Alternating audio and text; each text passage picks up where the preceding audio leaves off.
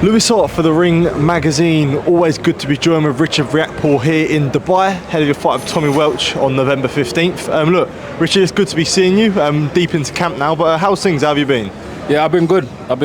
Training, just the usual camp life. Yeah. It ain't easy, but it needs to be done.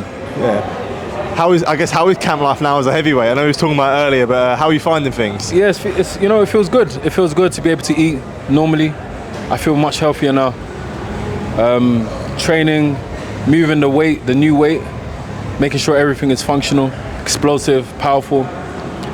Everything is good. Yeah. Do you think you feel better, like, consciously as well now, knowing you haven't really, like, there's not that big effort to, like, get weight off in a sense? Yeah, of course. Because I remember making cruiserweight, I used to have to lose at least 2 stones just to compete. And then coming into fight week, I wouldn't feel my legs. I would be missing meals, sometimes not eating for the whole day. Maybe a little bit of breakfast, like bread and a little bit of egg, like maybe 1 egg scrambled, and then that's it. And literally just have to sleep on an empty stomach. Yeah. And that's one of the hardest things to do. Yeah. And yeah, like the only time I would feel happy is when I weigh in. Yeah. That was the happiest moments of my life, honestly. Like just weighing in, because I can eat and replenish my system. Yeah. It's not healthy, really, when I think back, but just sacrifice, just like anything else, For me to, have gotten those wins and to do what I needed to do at cruiserweight, this is what I had to do. Yeah. Now we're here now.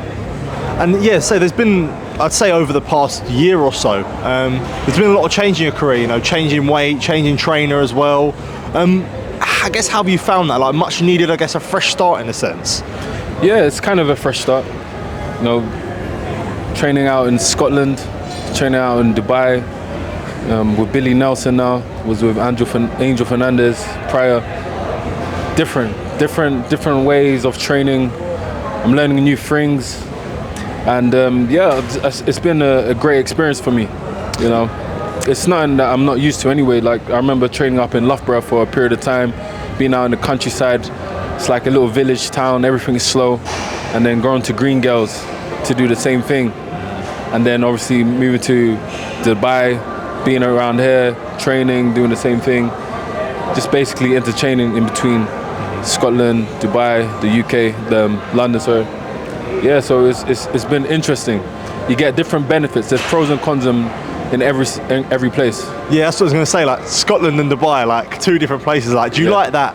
Like, do you like that? Do you see the benefit, and do you like that sort of change in, like, weather and environment? Yeah, absolutely. Like, for example, like, one thing I always tell people is when I train here in Dubai, it's harder. It's much harder than training in the UK. For example, trying to breathe when you're inhaling the air, everything is warm. It feels like you're not even getting air into your lungs, and the oxygen is lower. I believe it's lower. I heard it's lower. Don't quote me on it, but you have to do your research. But it's not the same as the UK. The UK has fresher air, more oxygen, and you really feel the fatigue kicking quick, early. Your muscles are warmed up from the get-go. You're sweating by the time you just get out of the car, you know what I mean? Yeah. So your muscles are warm. It's definitely harder training down here, for sure. Yeah, but when you do get fit, you're much more fit than you've ever been. Yeah, it's interesting. But look, we'll go on to your fight, Tottenham Hotspur Stadium, Tommy Welch. I think a lot of people feel like, it was a bit of a left field fight, like people weren't really expecting it. But yeah, when you got the call on Tommy Welch, like, I guess, how was the feeling, especially with the stage as well? To be honest, we wanted another fight. We wanted a bigger fight. Tommy Welch wasn't somebody that we were trying to pursue. I know a lot of people were thinking, what's going on here? Like, they were hearing me find some big names, and then they get this name put against mine.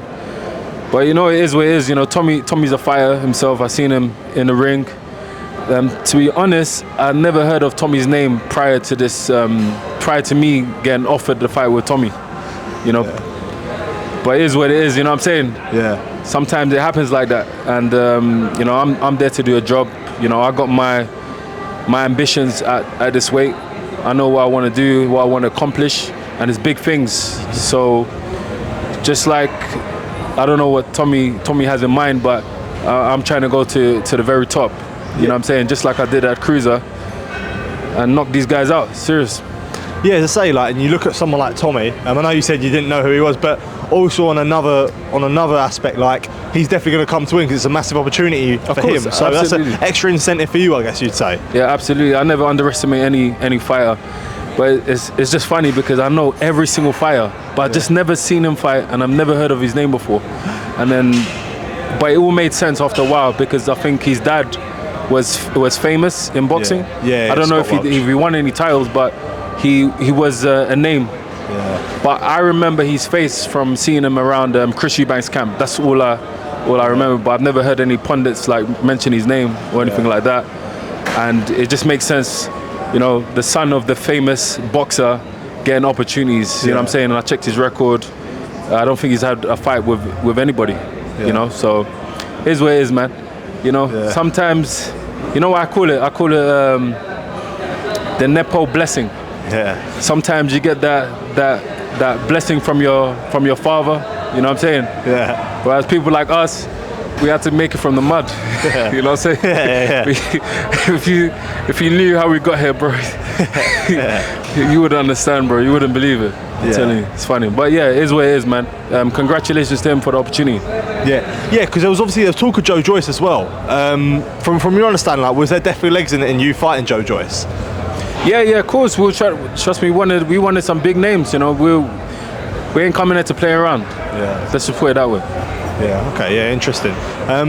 Yeah, I guess, like, especially when you look at this fight, and you know, you had the fight in May as well at heavyweight, but do you see it's like almost like a coming out party for you to put yourself in with them big heavyweight names that you want to be in? Of course, you know, because I think the way it is with this game, like I've seen Okolie, for example, he's won some fights, you know, he's got a resume of winning a world title a few times, but the fighters that he's calling out, they don't rate him because he hasn't fought like anybody at the weight and beat anybody. So I realized instead of me trying to do the same and call out all these big names, let's just make it happen. Let me get the W, and then we can talk the business. You know what I'm saying? Because all of us want the big fights. Yeah. You mentioned about Okolie there. Obviously, I actually had a chance with you to catch up with that obviously failed April fight that didn't end up happening so close to obviously the fight date. Is there still some frustration towards Lawrence, like, about that fight not happening? No, not at all, man. This is what it is. Like, I've been through too many things in life, man, to be frustrated about, you know, something so trivial. Yeah. Me, I think my whole life is a testament of that. I've been through so much. Like, that's nothing. You know what I'm saying? Yeah. You just move on. It's just like you wake up, you get some news, then you just move on. The next 10 minutes, you're thinking about, you know, I don't know, maybe the next meal that you're gonna have, or something else going on in the world. Like, that's the way it is. Yeah. Would that still be a fight that you'd like, Lawrence? To be honest, I don't know, man. Like, look, I don't like getting messed around. You know what I'm saying? And if people are gonna waste my time, and I'm not involved, like, I can lose money, I can lose many different things. Yeah. Let me not say too much, get myself in trouble, but I don't want to be wasting my time. Yeah, I get that. And you've come close to world honours before. Would it be extra special, you know, winning a world heavyweight title if the opportunity presented itself? Yeah, I think it'll be definitely special. It'll be more special because the heavyweight division is probably the most famous division in the boxing world, and I think it's every casual fan knows about heavyweight boxing. You know what I'm saying? That's the pinnacle of boxing for me. You know, and you know, people want to see the big men swing it out. You know what I'm saying? That's what it is. People love the knockouts. People love the power. You know, some of the other smaller weight classes are nice to watch for sure, but it's different when you see a big man walk into the room. It's all eyes on you. You know what I'm saying? Tall, muscles everywhere. You know, it demands attention. Do you know what I'm saying? So imagine that in a ring. I remember one fight I always remember was watching Anthony Joshua versus Klitschko. And I was up in the stands. You know what I'm saying? It was before my career and stuff like that, and me doing my thing at Cruiser. But looking down, I was like, these giants in the ring, just swinging at each other. It looked crazy, sweat everywhere, and this big stadium. but you can see the two fighters clearly. They were massive in there, like little action figures, you know. Yeah. And it's a beautiful thing to watch, honestly. And you think back to the time where you was in the stands in a stadium fight like AJ Klitschko, to now obviously being involved in a stadium fight and fighting in the stadium. I know you fought in Selhurst Park, but fighting in a stadium like Tottenham Hotspur where 60,000 people be there, that must be a bit of a special feeling when you've almost gone from the stands into the ring. To be honest, I don't even care about that, you know. I don't care about boxing in a stadium in front of loads of people like that. The only thing which was really kind of important to me is just boxing in front of the Crystal Palace crowd. They've supported me. I want to kind of give back and just kind of promote Palace, you know what I'm saying, where I can. Yeah. Just to show my love and appreciation for the fans. Yeah. And for the higher ups, you know what I'm saying, the top of the organisation. But apart from that, I couldn't care less. Me, I come to do my job. Yeah. My job is to win by any means necessary. After I get the W, I keep it moving. I'll watch it back and discuss with my friends, and they'll tell me different stories of how the event was and stuff like that. But we're so focused, we don't care about none of that. Yeah, honestly. Yeah. That's what I was about to ask you. Like, when you are seasoned like you are now, and you've had so many fights. Like, is there a point where really it's just business for you? We're past that. Exactly what you said there. It's like you get to a point in your life where you're so focused on certain goals, where you don't care about that too much. I think when I came initially as a cruiserweight, I was just like really interested in the glitz and glamour, just kind of being on the stage and my friends telling me, "Oh, you're Rich, I just saw you on TV, really? Yeah. Where?"